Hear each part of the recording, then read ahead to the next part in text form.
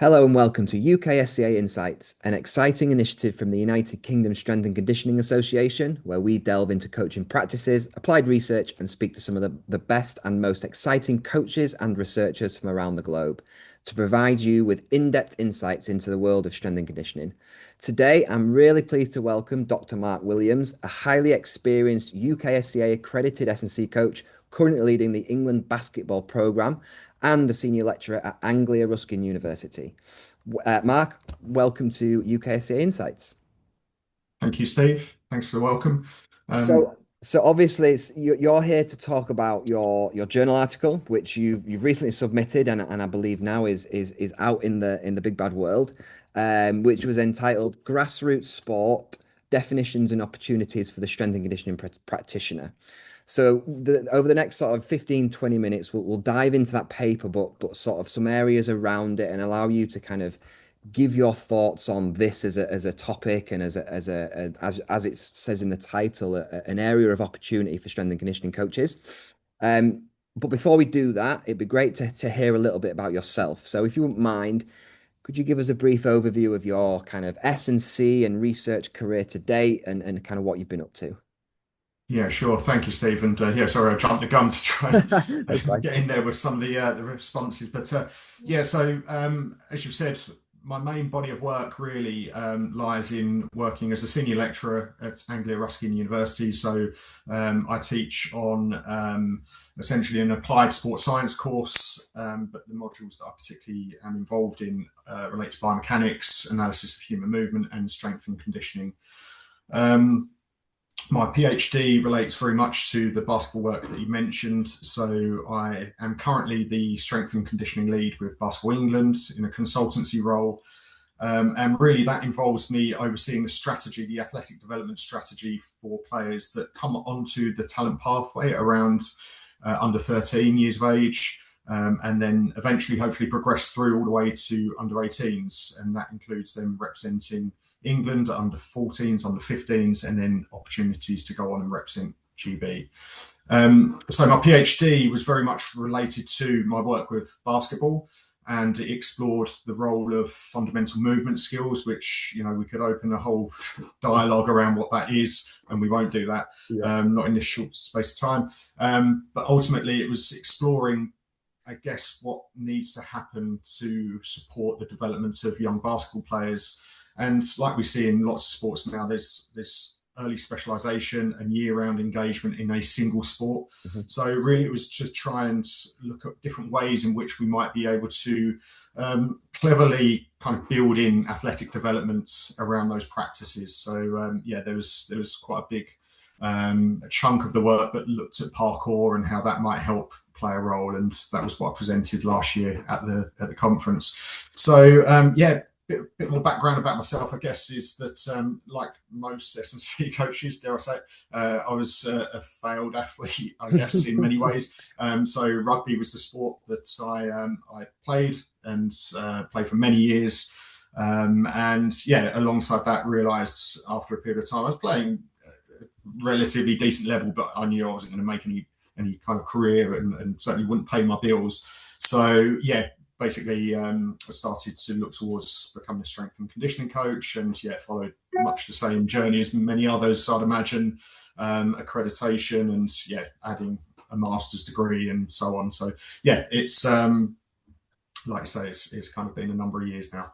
So yeah, that's kind of me in a kind of couple of minutes. And yeah, really the work that's gone into this paper, the article, draws on my experiences really in that, yeah, certainly in basketball, it's a small NGB. And while there's high levels of participation, it's a governing body that doesn't have the luxury of huge budgets and funds.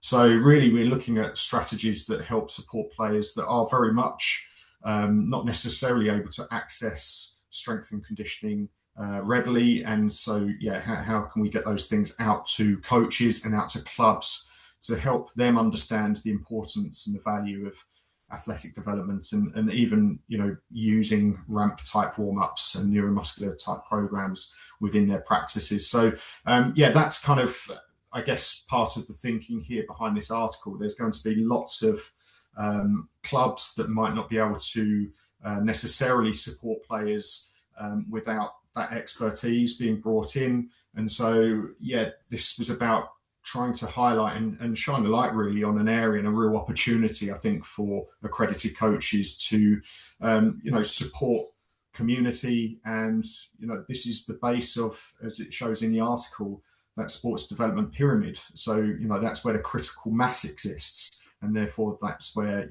if there are gaps, we should really be targeting. Yeah. Well, let's just focus on that then, because that's a really good place to start in the sense of the kind of the fundamentals and fundamental cog, as it were, in terms of that high performance pyramid. Everyone hears about grassroots sport. I think everybody understands what it is, but can you just explain to us the importance of it in terms of how that base of the pyramid then sort of translates and transfers up to the high upper echelons of high performance? Yeah, absolutely. It may well, and it will slightly differ in sports, depending on their model. Mm, But ultimately, grassroots is the lifeblood of sport. So that's where the opportunities first exist for many people. And I know typically we might think youth, but mm, it goes beyond that, as it explains in the article. But if we do start with entry into sport, and that typically will be during childhood, that grassroots is environment is that first opportunity, that first exposure. And at that point in time, that's where someone may fall in love with a given sport, or it may be that they fall in love with being physically active. And that carries weight because it might not be that they follow and pursue that given sport, but it may open up other opportunities in a different sport entirely, or it just opens someone's mind to the fact that actually I like to be physically active. It's not necessarily this sport, and it doesn't have to be a sport, but it means that person gets an entry into the fact that to be physically active is a healthy endeavor, and hopefully that continues throughout their life course.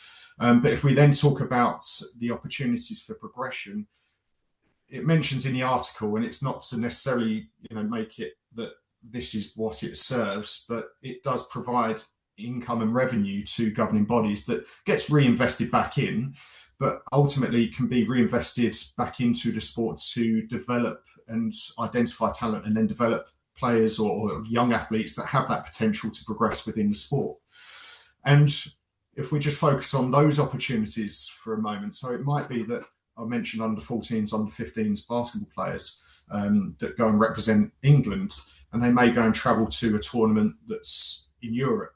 Now, that might be the end of their journey. mhm. But again, we've provided, or that has provided those young individuals with those opportunities that will help shape their lives outside or inside of sport. So it has that wider bearing. But then, of course, we've got those opportunities for talent, and those that wish to pursue that sport, to really be harnessed. And so we get that filtering process. That's probably not the right choice of word, but it ultimately is what happens. Yeah. And again, all of these things, there's got to be, an element of fortune and luck on the side of someone that does progress through. But ultimately, based on that individual's endeavour, there's those opportunities then to be selected and to progress up towards high performance sport and high levels of performance. So yeah, it really starts with grassroots. If we don't have that, then where do we identify talent and where do we provide opportunity? Yeah, and there's such big investment from government and across lots of different levels in grassroots, and it's easy to forget that essentially what we're trying to do is create a sustainable model by which a sport can last.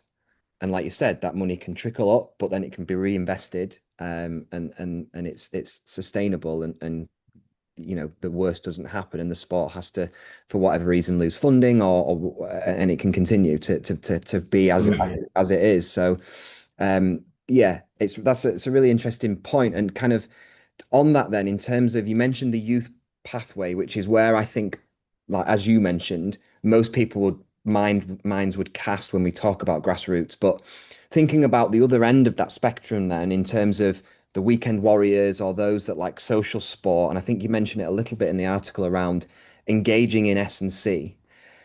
And a lot of those people might think, well, S&C, I'm just going for a kickabout with my friends, or I'm just going to go and hit a few balls or whatever. S&C isn't for me. I don't need it. But from your perspective, why is it important that these individuals think about that engagement in structured S&C training and kind of the support that could be offered from accredited coaches? Yeah, it's a really important and a great point because you don't want to take away from the fun and that volition of just saying I want to go and have kickabout or I just want to go and do that sport because I enjoy doing it. I don't want it suddenly become this thing that I have to work through these different routines and I now have a structured strength and conditioning program that I need to follow. We certainly don't want to take the love away and the enjoyment that comes from just having the choice to go and engage in sport.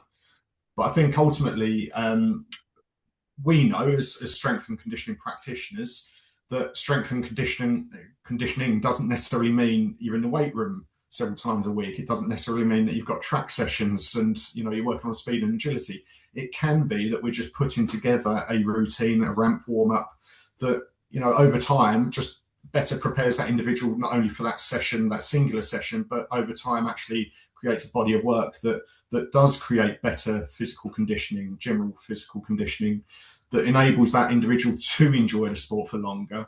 Because we all know, and we've all got friends, and that may be those weekend warriors that ultimately, they're carrying and complaining of niggles, and those things are worsening, or they're adding to that because their body just isn't conditioned. They're aging. Unfortunately, things become, more difficult and more challenging, and recovery times are increasing.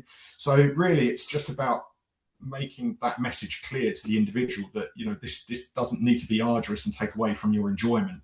Actually, this is to pay forward so you can keep getting the enjoyment, because you're not going to be sidelined with an injury that potentially we may have been able to help contribute towards preventing.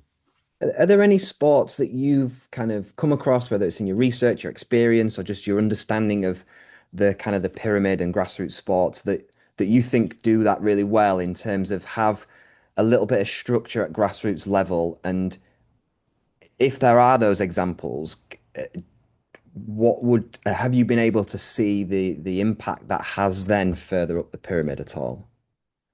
Yeah, I'd say that you can see the endeavour on the part of governing bodies and then clubs adopting some of the initiatives. Let's say, so I mentioned head case, and I mentioned in rugby union. I think there's been really positive work done around the importance of certainly if we talk about rugby for a moment, that adopting good safe positions when it comes to the tackle, when it comes to contact areas.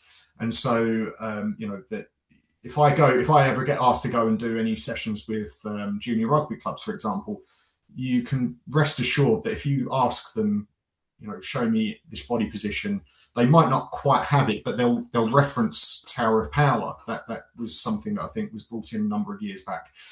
And so I think there's these initiatives that are great and are there to essentially support clubs and grassroots sport.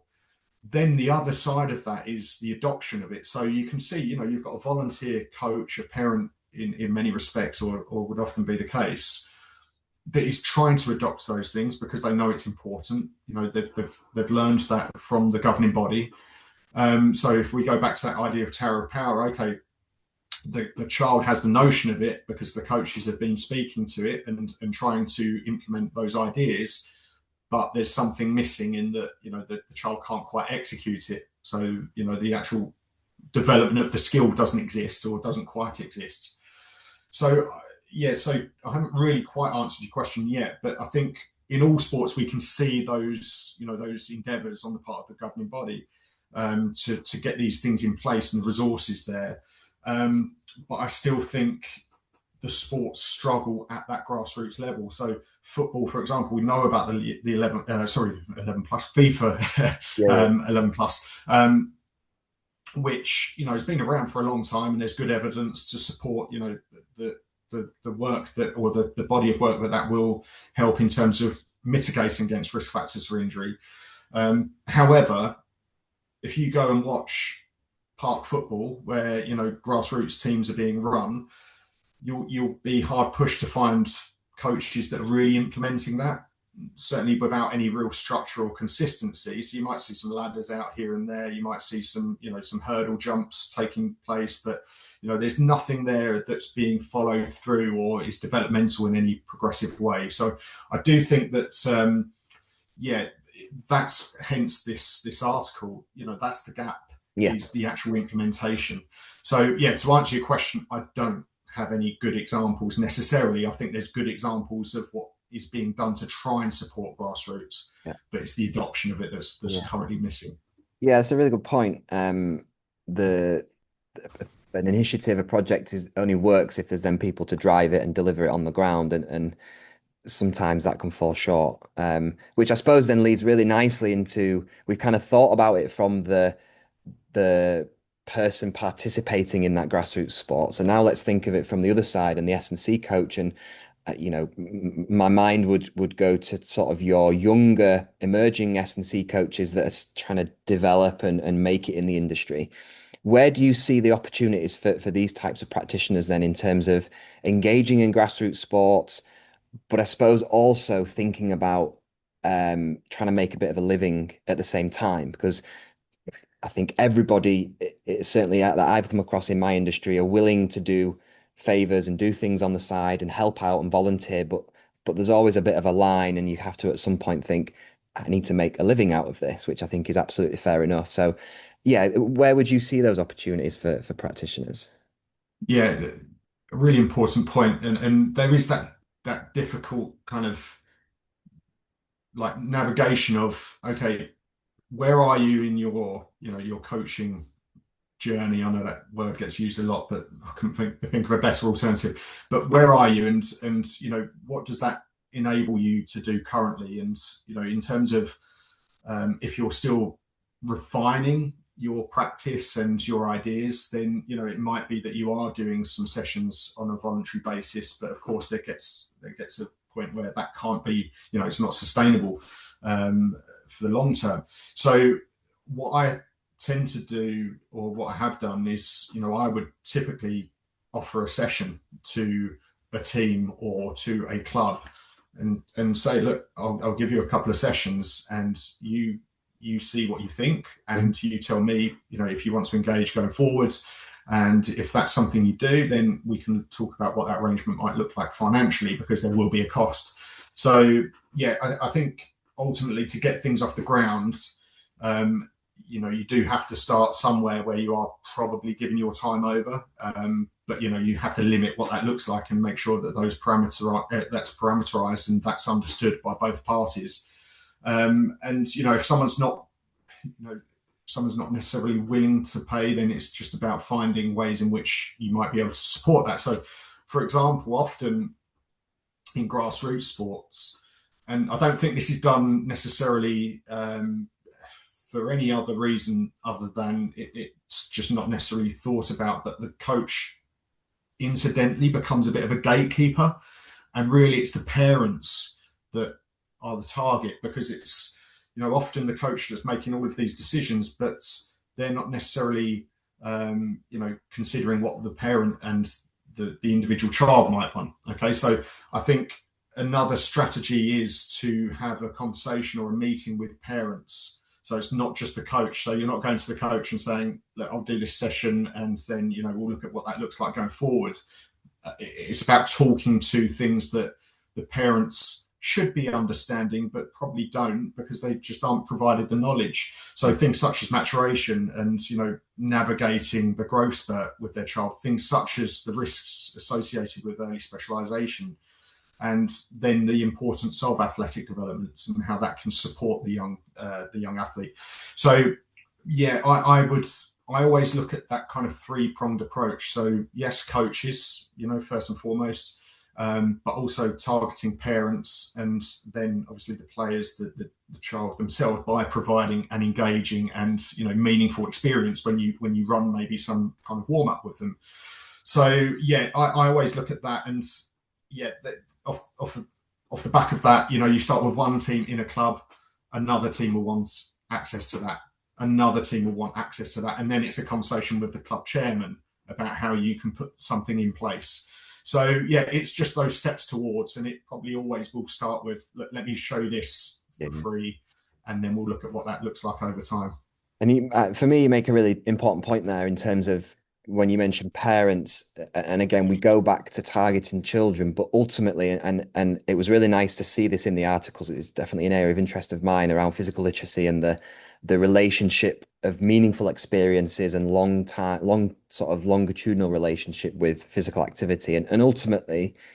And there's examples certainly of accredited coaches with the UKSCA doing this amazingly well across the UK of engaging young people and parents in general athletic development that you know is going to have a positive impact on their experience, and therefore whether they continue in sport, whether they leave it or continue and just do it socially, they've built a foundation of understanding around movement competency, about training, about being active and healthy and fit, that the chances of them carrying on with that is much, much higher. Yeah.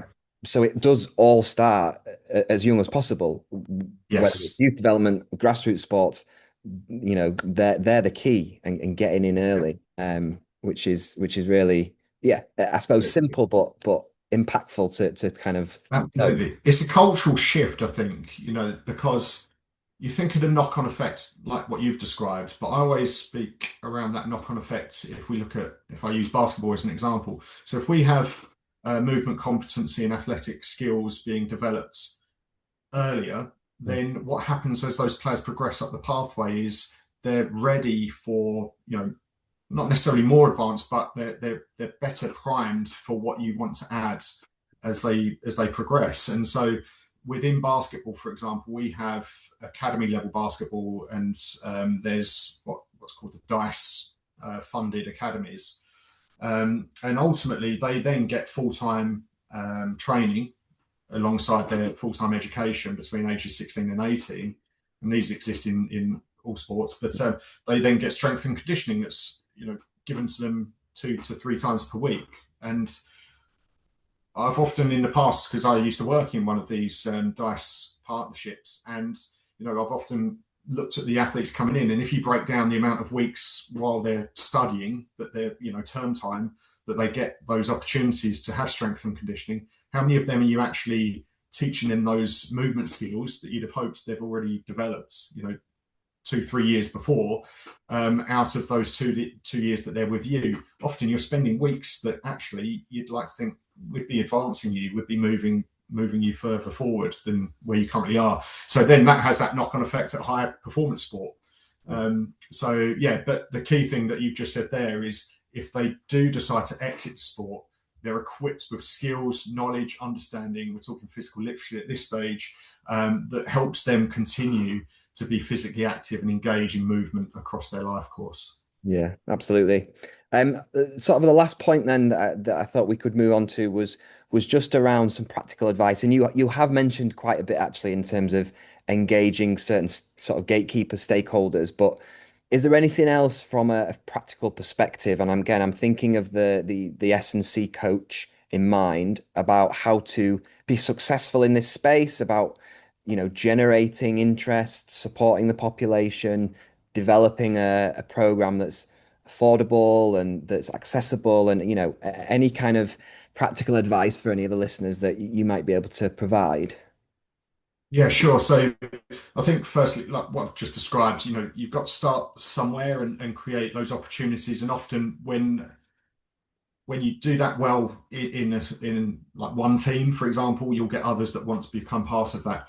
And then once you've created that model and you've got that relationship with that club, then how can you scale that and look to do that elsewhere? So um, it wouldn't be feasible for a strength and conditioning coach just to be in one club setting.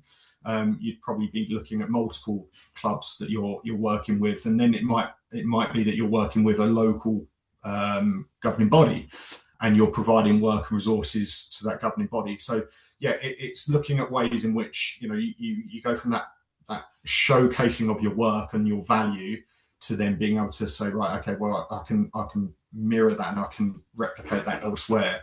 And ultimately, yeah, I think it's about, and the other thing I was going to say is differentiating. This is what's important about, the accreditation is there's lots of people out there that you'll see that are offering something and you're not quite sure of the standard and what's being provided there. It sounds good, but you scratch the surface and you're not quite sure that the substance is there.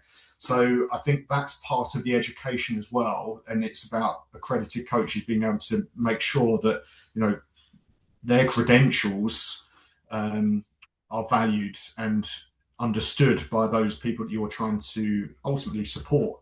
So the parents, for example, having them recognize that, okay, it's not just a fitness coach, it's someone that's gone through a rigorous process here that actually is bringing real research-led content that is going to help you and support your child in the best possible way.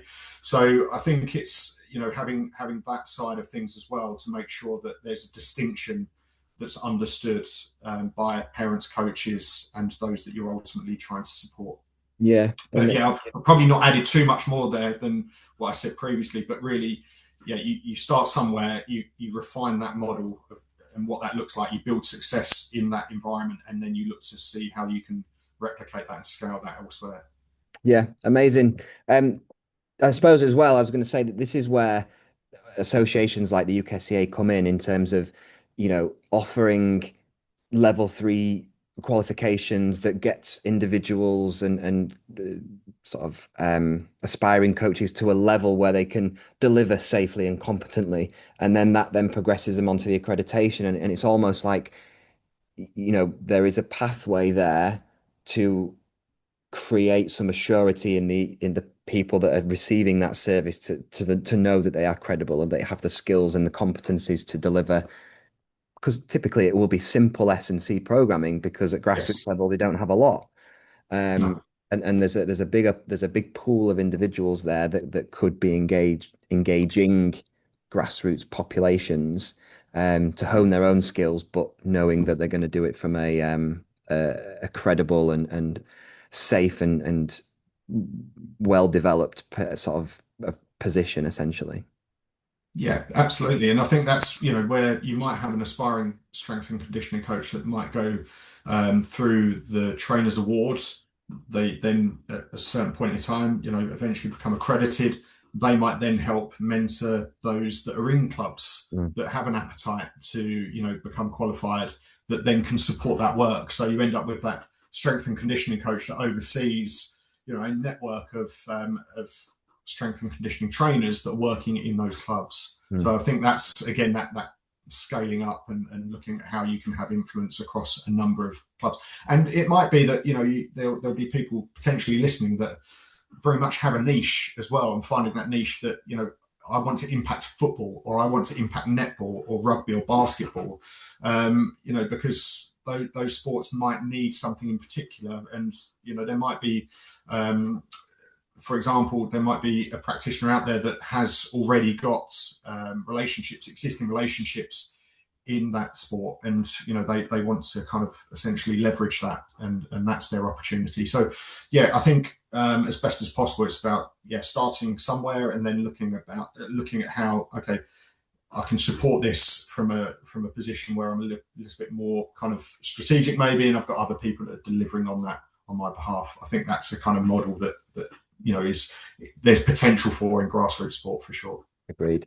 Mark, this has been really, really interesting, informative. Loved reading the paper.